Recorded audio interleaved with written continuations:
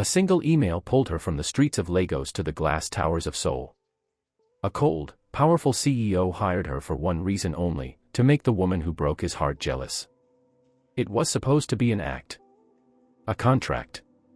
A performance for the cameras. But when fake love starts breaking real enemies, exposing hidden betrayals, and awakening feelings neither of them planned, the deal becomes dangerous. She thought she was getting a job. He thought he was staging revenge. Neither of them expected to change each other's lives. In the crowded district of Seoul, Lagos, dreams did not arrive loudly. They hid between power outages, traffic horns, and generator smoke. Arabelle Okoye built hers in silence. Her room was barely large enough for a bed and a desk, but her wall was covered in handwritten code logic, network diagrams, and AI models drawn with colored markers. She didn't have a mentor. She didn't have funding. She had stubbornness, the kind that turns obstacles into fuel. By day she repaired laptops and phones at a roadside tech stall. By night she entered global coding competitions under a username no one could trace. She didn't chase recognition. She chased mastery. One night, she submitted a security architecture redesign to an open global challenge hosted anonymously by a tech conglomerate. She expected nothing. 3 weeks later, Seoul called. The Myri Nexus executive board was divided. Her credentials are unconventional. Her degree is not from a top-tier institution. Her location creates image complications. But Kang Min-jae read only one thing, her solution. She didn't patch the vulnerability.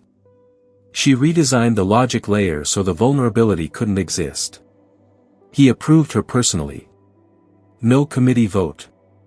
That alone sent a message inside the company. The CEO is interested. And when the CEO was interested, people paid attention. Min-jae was not born cold. He became cold. His father built Myri Nexus from nothing and died at his desk. His mother died 2 years later from illness. At 24, Min-jae inherited control and enemies at the same time. He learned quickly. Warmth is exploited. Emotion is negotiated against you. Attachment is weaponized. So he eliminated all three. Except once. Han So-rin. And losing her taught him never to risk vulnerability again. Or so he believed. When Arabelle entered his office, she did not bow too low, smile too wide, or speak too soft, all things executives were used to. She stood balanced. He noticed instantly. "Why Myri Nexus?" he asked. "Because your security framework is brilliant but arrogant," she replied. His assistant almost choked.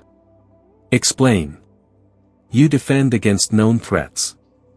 I design against unknown behavior." He hired her fully in that moment, not for skill alone, but for fearlessness. The gala plan was born from pressure. Board members kept bringing up So-rin, the breakup had hurt stock sentiment. Investors wanted proof he had moved forward. He despised emotional theater.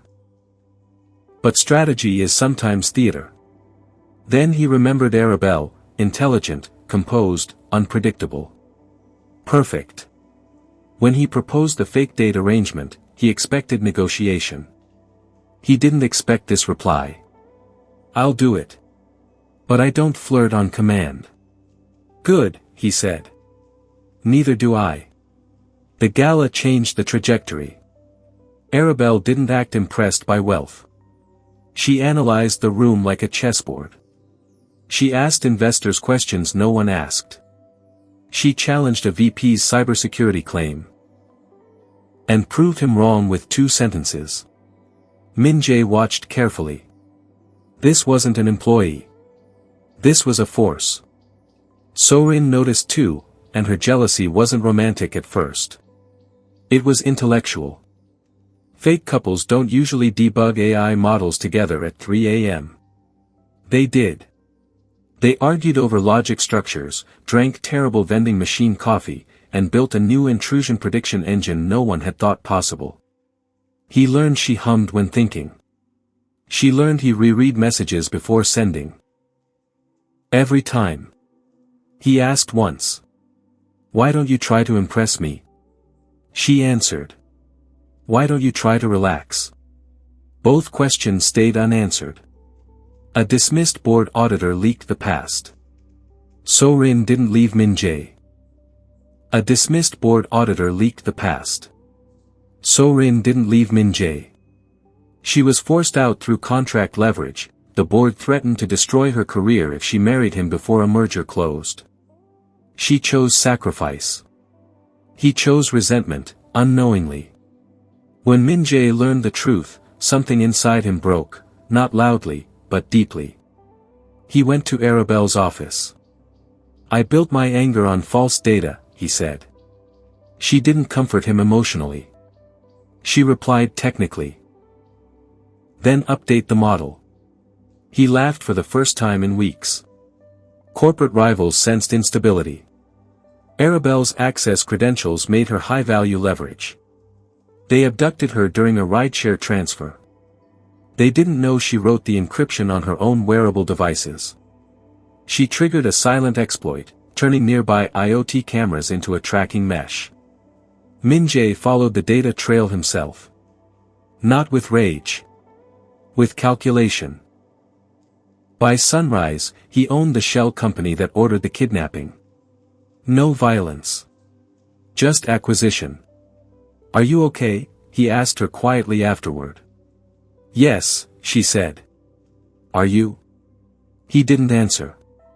Fake gestures faded. Real ones replaced them. He remembered her tea preference.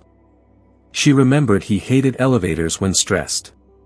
He started asking her opinion before decisions. She started asking about his past without fear. One evening on the executive rooftop, snow beginning to fall, he said. "I don't want to stop this arrangement." She replied. "Then stop calling it an arrangement."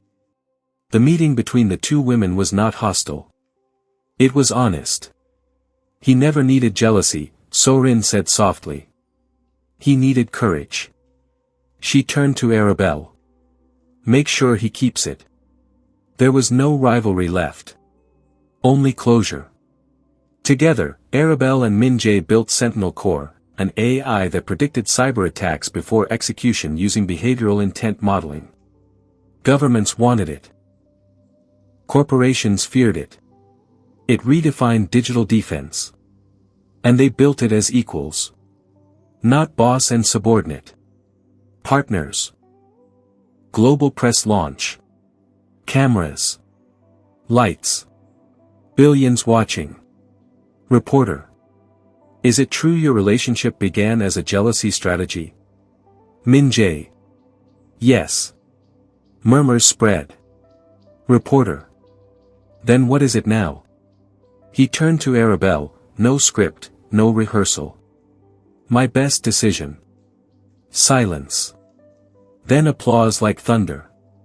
Epilogue, the unexpected legacy. Years later, case studies described their story as emotional catalyst strategy in executive leadership. But insiders knew the simpler truth. A fake relationship created for jealousy became real because truth stayed longer than performance.